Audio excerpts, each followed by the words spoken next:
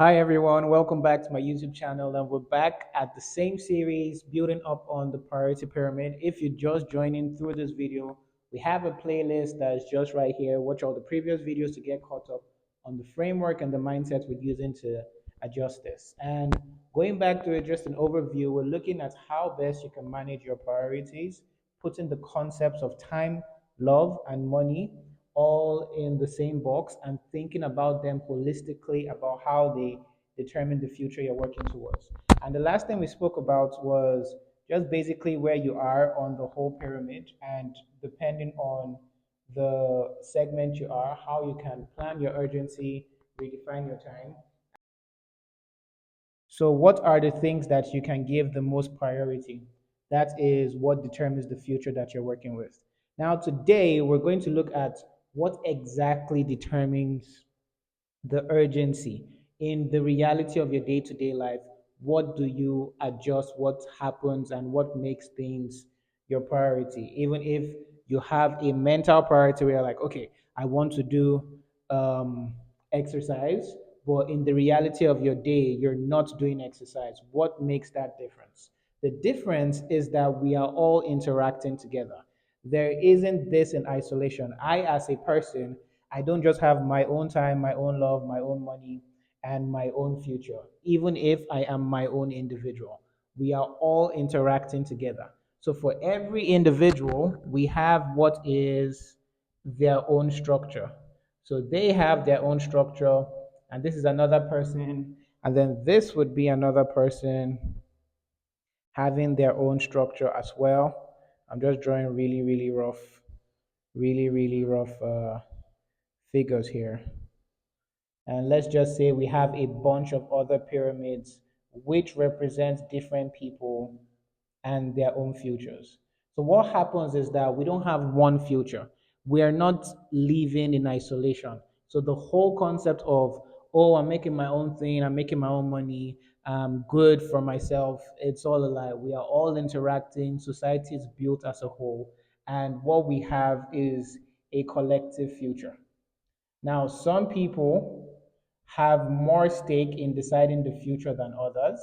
And the idea in an ideal situation is that the people who are deciding the most collective future that we're working on should work on those things in the best interest of the general public. But we've seen protests around the world, we've seen people feel cheated in companies, we've seen a lot of situations where the people who are at the key decisions of the collective future are making selfish decisions, and then it leaves everyone else trapped and everyone else in a future that they really just don't like or they're not happy working towards.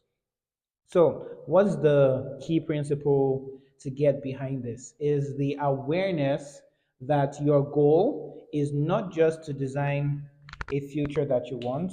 Let me pick another color just to add some variation. It's not just to design a future that you want in isolation, but it's also to understand that your future is connected to different people. Now, who are the different people they are connected to? First of all, is family, which is born out of love. So you did not decide your family, they came. And hopefully you come in from a loving family. If you didn't, it shows up in different ways. And it's really core because the family should be one of the first places we experience what love should be. And all of that, we should learn a lot of life principles through the family.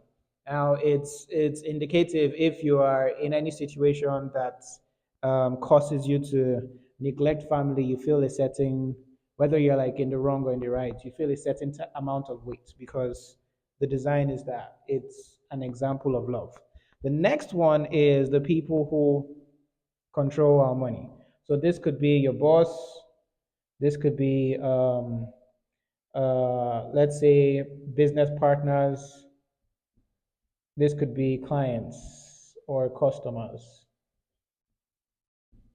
But the people who direct how you earn money then directly affect the type of future that you're going to get. So the core here and the goal, which I tell people for the whole thing, is that your key perspective to be able to prioritize the right thing should be that you are always looking for alignment with the right people.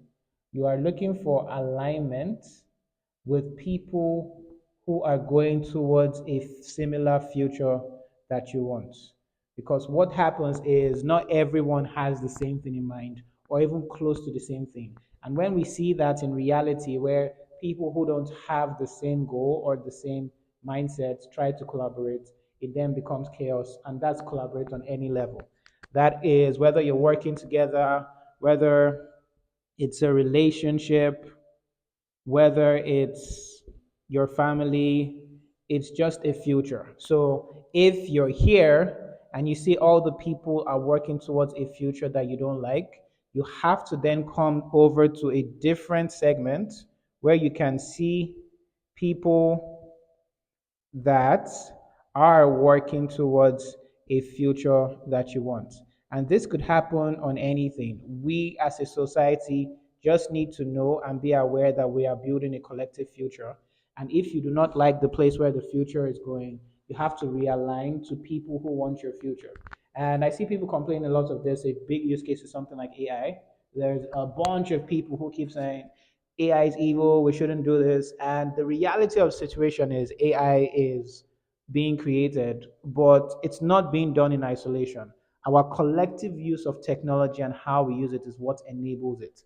So for people who don't like the future where AI is, they need to start to realign with things that are more human based, more offline based, and build a future that is more eco friendly, that is more people friendly, that is less about computational capitalism and everything that could feed the AI future. And that's just how it works. Your goal to make sure things are prioritized according to where you want to go is always alignment. Realign with your most ideal self, with your highest values, and then you'll be able to put your priorities and your time in the right place and make the right things urgent.